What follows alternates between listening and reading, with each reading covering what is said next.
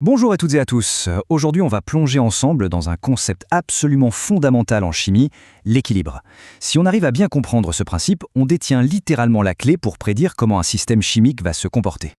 Et oui, c'est ça toute la question. Une réaction chimique, ce n'est pas toujours une autoroute à sens unique.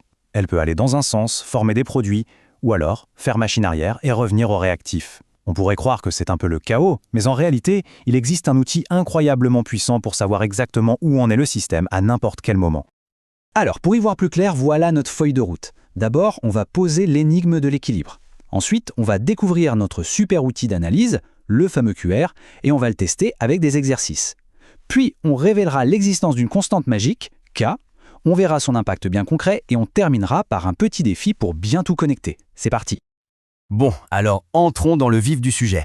C'est quoi au juste ce fameux mystère qui entoure l'équilibre chimique?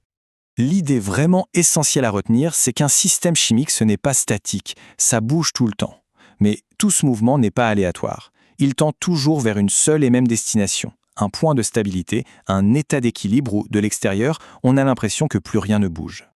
Pour savoir où se trouve le système pendant son voyage vers cet équilibre, il nous faut un instantané, une sorte de photo à un moment T. Eh bien, cet appareil photo, c'est le quotient de réaction qu'on note QR. Voilà, c'est notre outil de diagnostic. Il nous donne une image très nette de la composition du mélange à un instant T. Grâce à lui, on va pouvoir dire si la réaction doit encore avancer pour former plus de produits, si elle doit au contraire reculer ou si elle est déjà arrivée à destination. Alors oui, la formule peut faire un peu peur au premier abord, mais en fait sa logique est super simple. C'est toujours pareil, on met les concentrations des produits en haut, au numérateur, et celle des réactifs en bas, au dénominateur. Et on n'oublie pas de mettre les coefficients de l'équation en exposant. C'est tout. Attention, petit détail super important. Par convention, il y a deux choses qu'on ne met jamais dans le calcul de QR. Les solvants, comme l'eau ici, et les solides purs. Pourquoi? Parce que leur concentration, si on peut dire, ne varie pas. Donc on les ignore, et on se concentre uniquement sur ce qui est dissous en solution. Bon, assez de théorie comme ça, le meilleur moyen de comprendre un outil, c'est de l'utiliser.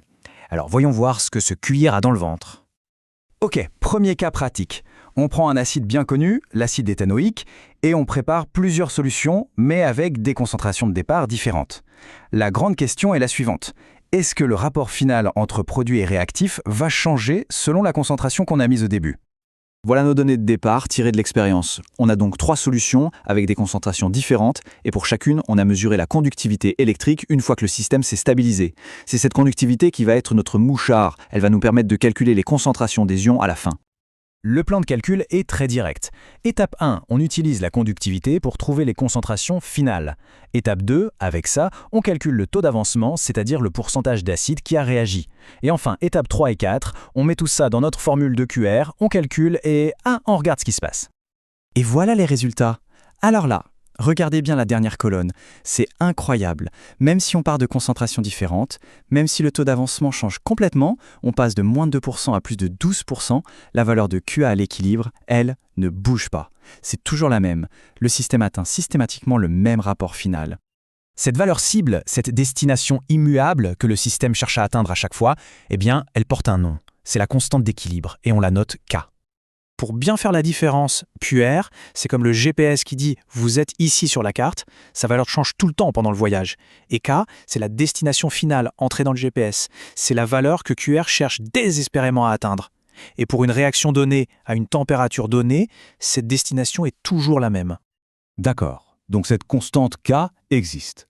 Mais concrètement, à quoi elle sert? Eh bien, sa valeur nous donne une information cruciale sur la réaction. Est-ce qu'elle va aller loin ou est-ce qu'elle va à peine démarrer? C'est la question qu'on va se poser maintenant. Prenons plusieurs acides différents. Chacun a sa propre personnalité, donc sa propre constante K. Est-ce qu'ils vont tous réagir de la même façon avec l'eau? On se doute un peu que la réponse est non. Et les données le confirment, regardez bien. On a 3 acides, tous à la même concentration au départ. Et on voit une tendance très claire. Plus la constante K est grande, plus le taux d'avancement final est élevé. L'acide méthanoïque, qui a le plus grand K, est celui qui réagit le plus. La corrélation est parfaite.